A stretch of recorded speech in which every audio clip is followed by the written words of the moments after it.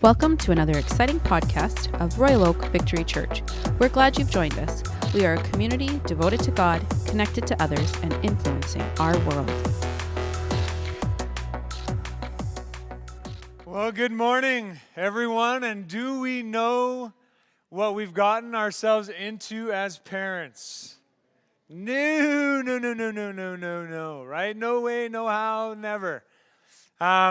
Great job by the drama team. That was fantastic.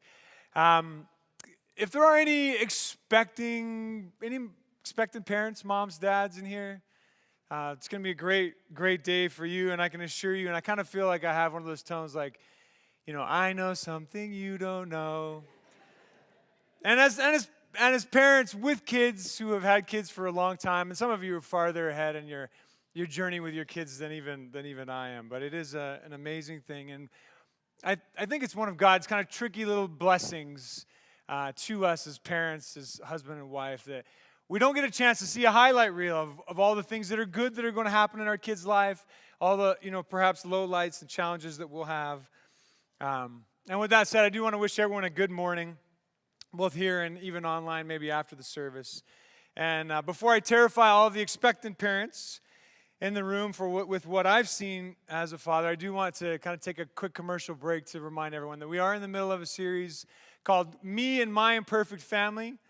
Most of us, all of us, would fall into that category. And today we're tackling the topic, the very difficult topic of me and my imperfect parenting. My name's Kelly Archuleta, and I come to you as a father of 6 kids. For those who I haven't met, we have 4 boys and 2 girls. Cohen is 13, Case is 12, Kenna and Chloe, we have twin sisters that are 10, Kiel is 7, and Connor is 3, and that's their actual birthdays. I did remember it all, and this will be on video so I can prove it to my wife that is in fact the case. And for those of us who are parents who've felt like maybe the more kids that we have, the more imperfect we become, you're in a good place and in good company here this morning. So quick show of hands, how many parents do we have in the room? If you're a parent, raise your hand nice and high. It's okay, you don't need to be ashamed of being a parent. And how many of us, before we had our kids, went to get some type of advice? Maybe we read a book, maybe we, started following a blog of a mom and their parents, or maybe we went to, visit our mom and dad, for coffee every week or whatever. But how many people went and kind of got some advice in some way, shape, or form? Well, not too many. So most of us were just winging it. Just out there giving her a go with the kids. One of the beauties of the internet is there's tons of information out there. And I did a little bit of homework for us, kind of to track down, if you are an expectant parent, a few things, some good pointers, some good tips that we think you should know as parents. So I've got some graphics here. The first one, just want to make sure folks can see it over there, is regarding exercising baby. Right, we have 2 options. One is a gentle little wiggle of the legs. That is good. If you're an expecting dad who's a weightlifter, the other one is not good. Right, that's 225 pounds.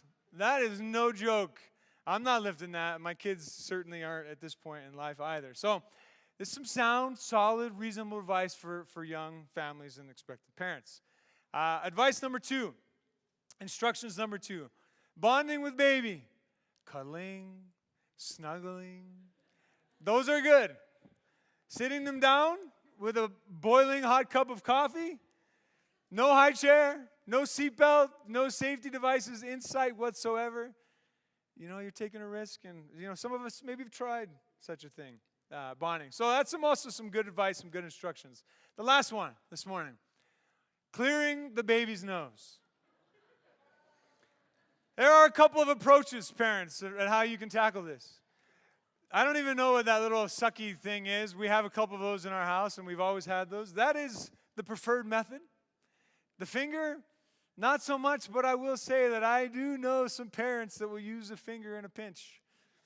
Not naming any names, but I've seen it done. It does happen. Again, that is some solid, great advice for us as parents. And there's one thing that I should point out. People think this is funny, but if you haven't had kids, if your child, your baby can't breathe, guess what? They're not going to sleep. And if they don't sleep, guess what?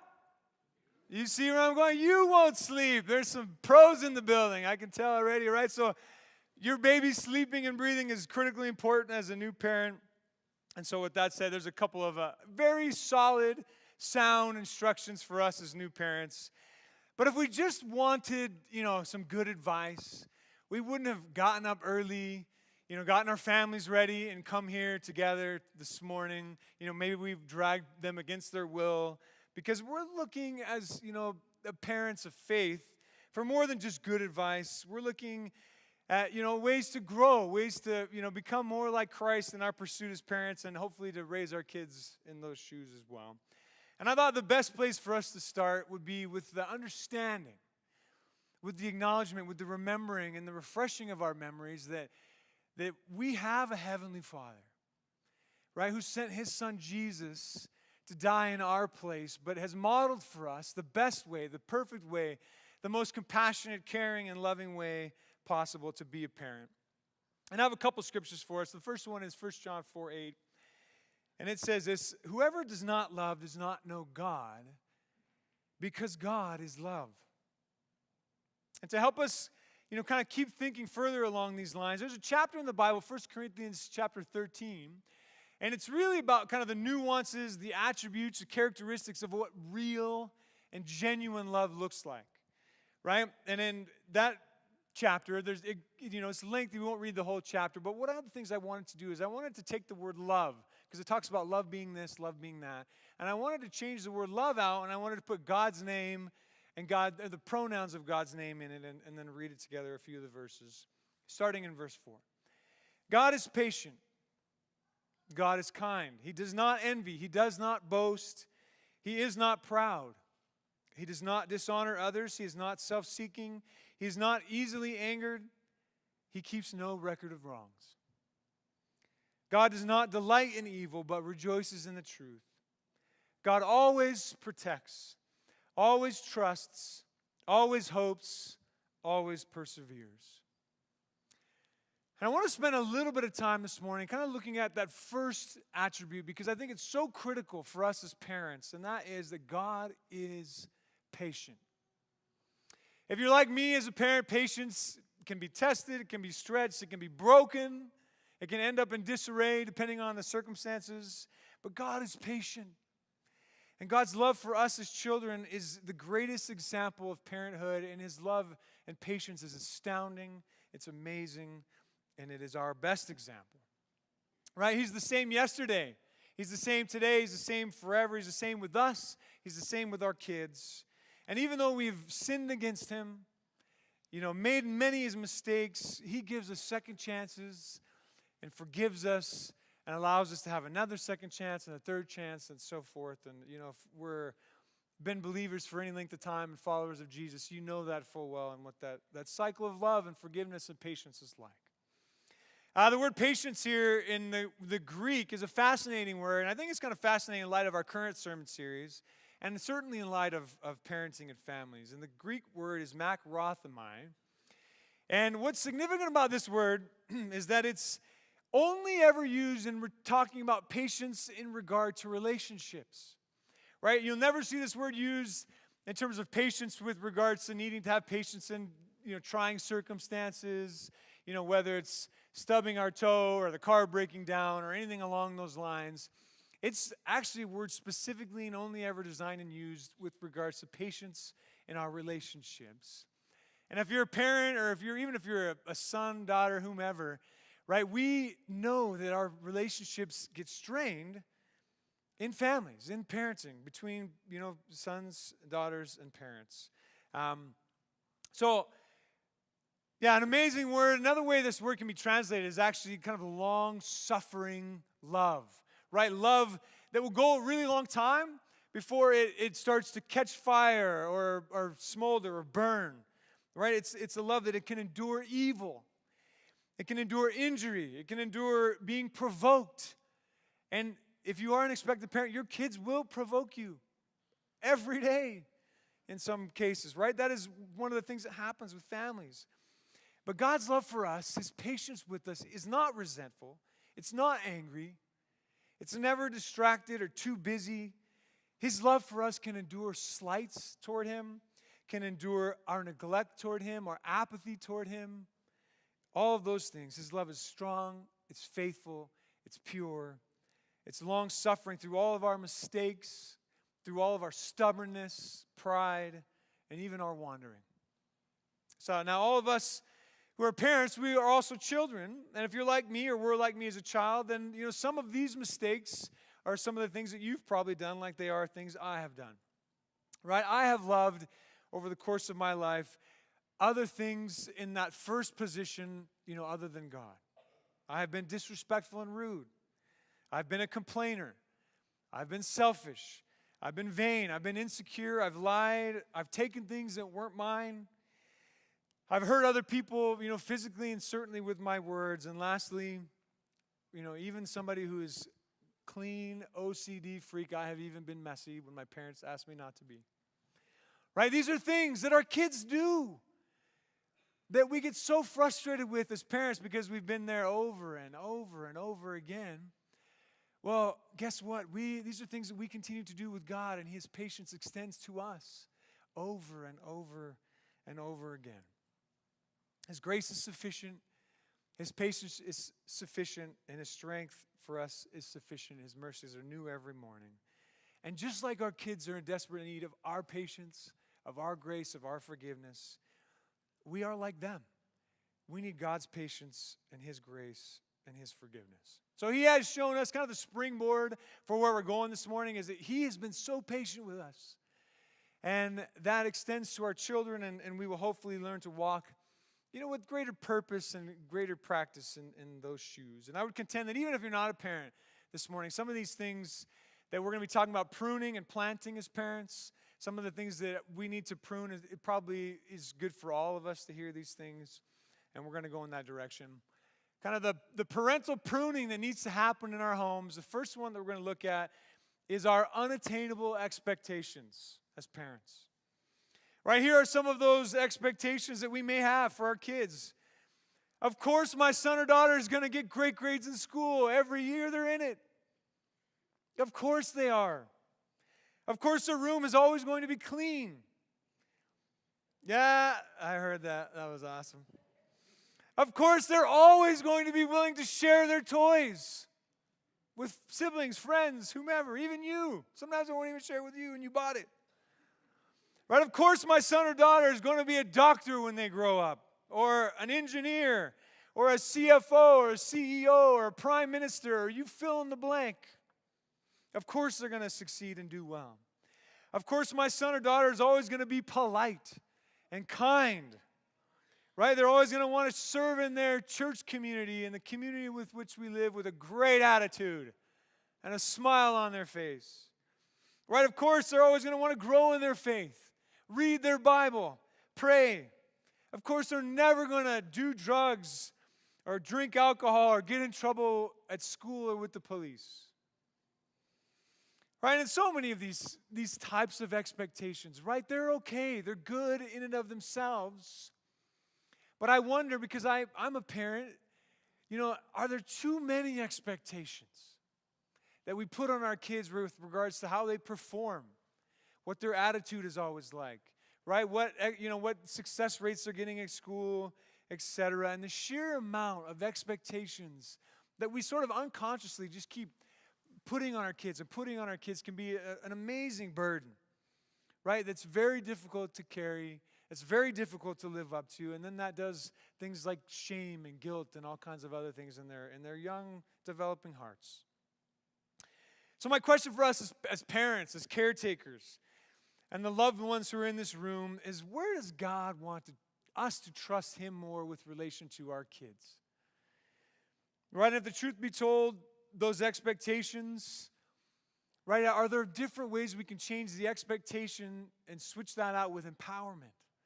And maybe put our kids in a place where they can try new things, where it's okay and there's grace to make mistakes, and that will kind of take them to a new place of their own responsibility and their own trust and their own development. Right? Ephesians 6:4 puts it this way. In verse 4, it says, "Fathers," and this word can also be translated parents, "do not exasperate your children. Instead, bring them up in the training and instruction of the Lord." Right? It's sometimes translated this way. Instead, bring them up in the nurture and admonition of the Lord. Right? And I want to kind of point out that nurture and training, those are very, very different processes than expectation and exasperation, right? This one of them implies that there's grace, there's an understanding that things will grow, there's mistakes that are going to be made, and sometimes parents, we can forget that our kids are in these places and wrestling with the weight of expectations from you, from their teachers, and all these other things. And I would encourage us to try to take a step back, maybe have some conversations with our kids about, how can we develop and nurture in ways that maybe we aren't doing right now. So as parents, there's going to be a balance that we're going to need God's wisdom for to navigate. Hey, where are our kids? Where do we want to see them go, and how do we help them get there? Okay, so parental pruning, that was number one. Parental pruning, one of the things that we also probably need to prune or trim back, and sometimes we don't need to trim the branch all the way off, parents. If you're like me, sometimes you can swing all the way from one side to the other. But, these are things that we may need to trim and at least maybe have a conversation about that. And that is our misguided sense of control as parents. And, a rhetorical question is, do we actually have control over the decisions that our kids are going to make? No, we do not. Unfortunately not, and I had the thought, what an amazing out-of-body experience it would be if we got to kind of walk in their shoes for like a day or a week. Not forever, just a day. Find out what it is that they feel, what it is that they see, where it is that they feel those things at school, at home, and otherwise. Right? However, the fact remains that we cannot control the choices that they make. And I'm sure that there's parents in the room who are like us, who've gotten calls from principals or teachers or parents of friends of ours where our kids have said something or done something that we would not have wanted them to do, right? We would have preferred they made a different choice. And I want to share just a story about one of the most significant instances of my life where I realized I am not in control. I cannot dictate what my kids will do, where they will go, how they will act. And this particular story happened when my wife and I, we have two daughters. Our daughters have come to us via adoption.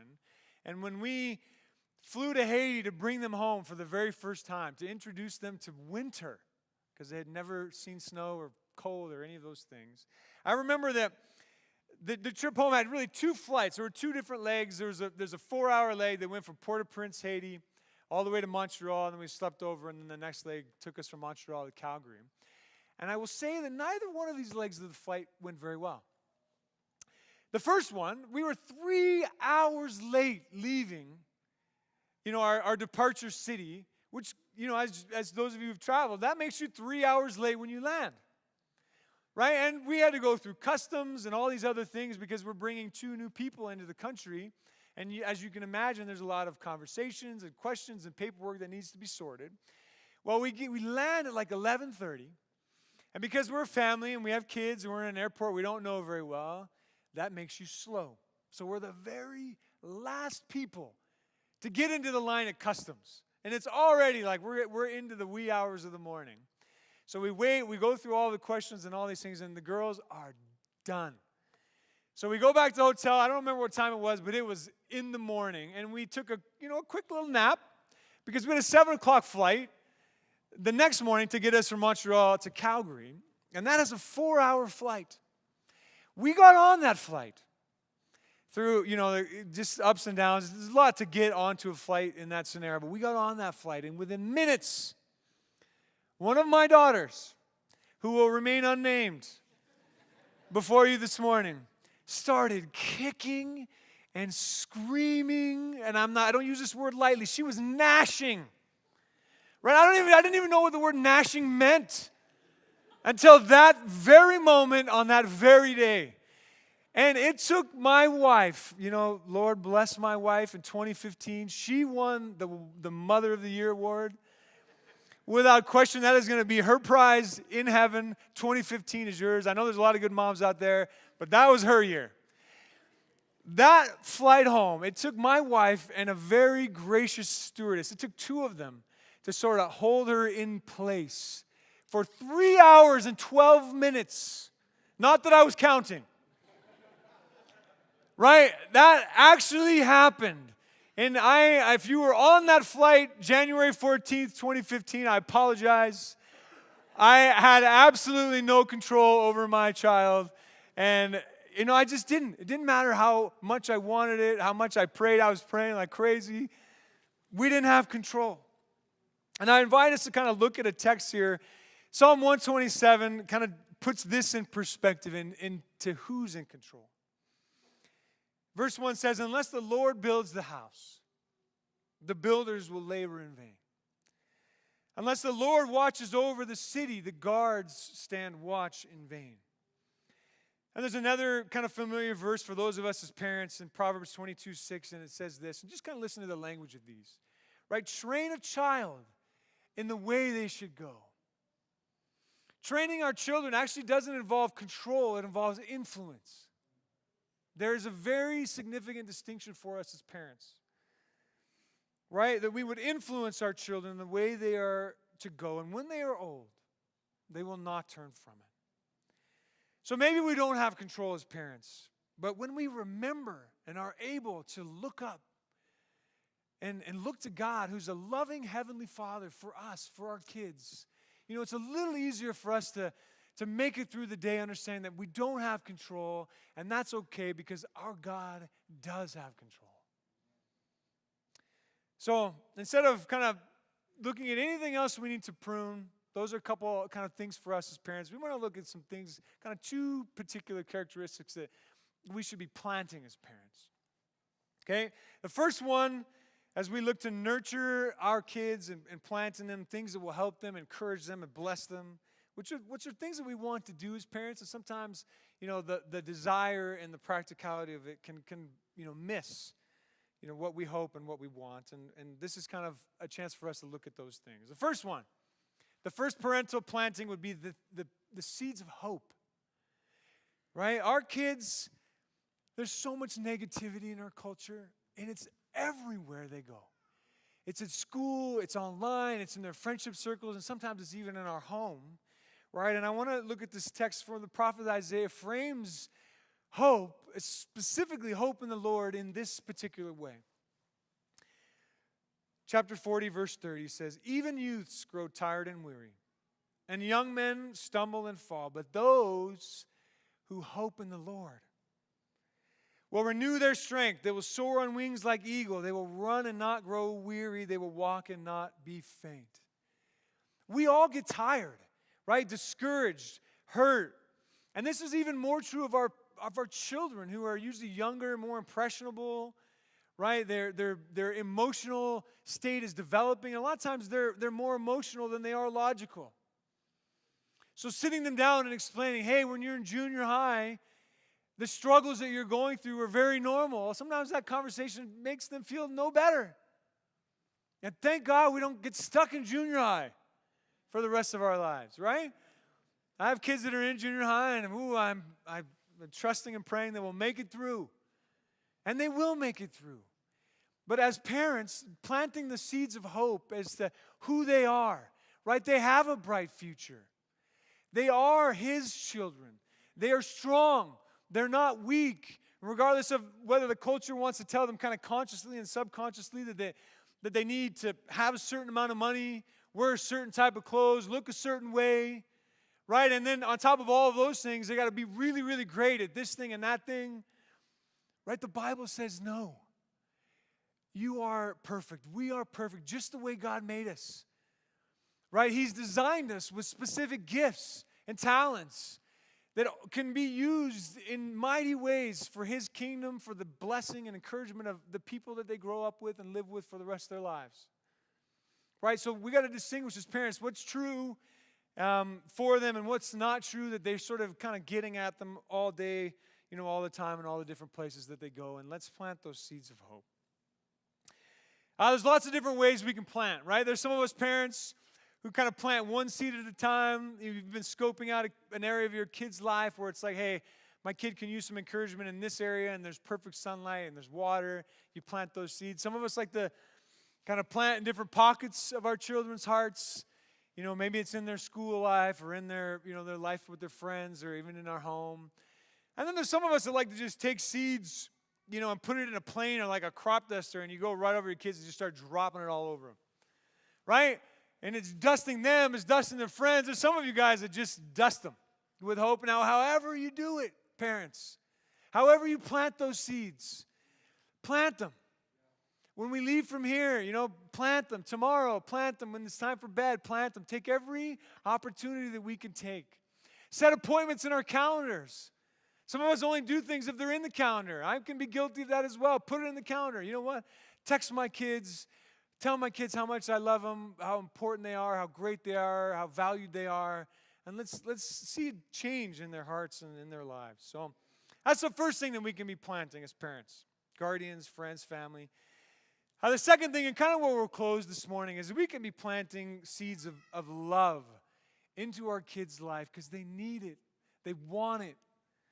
And God has given it to us, and part of our responsibility as parents is to share that and plant that into our kids' lives. 1 John 3:16 says this.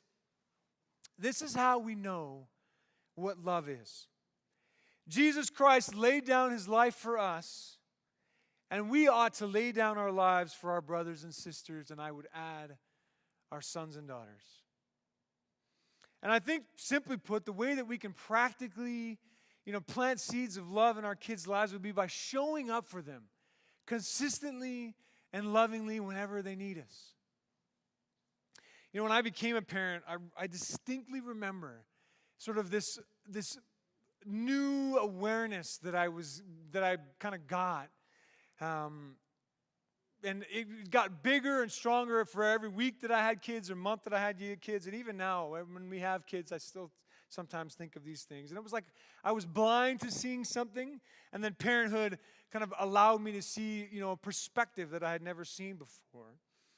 And that perspective was that, my mom and dad, my mom Ellen, my dad Mitch, every time I fell down and they picked me up was an opportunity where they interrupted whatever it is that they were doing, whatever it is that they had planned, to love me. Right? No matter how many times I, interrupted them. Mom, Dad, hey, come look at how great this thing is I found. Right? Whatever it was that what they did, my parents weren't perfect, but whatever, they were doing at the time, I know they interrupted whatever it was they were doing to go out and look at the spider I found climbing up the wall. Or look at the patch of grass. I just tore all the grass out and made it into a big pile. Right? These things that weren't cool, they weren't great. But because my parents loved me, they planted those seeds in my life over and over and over again.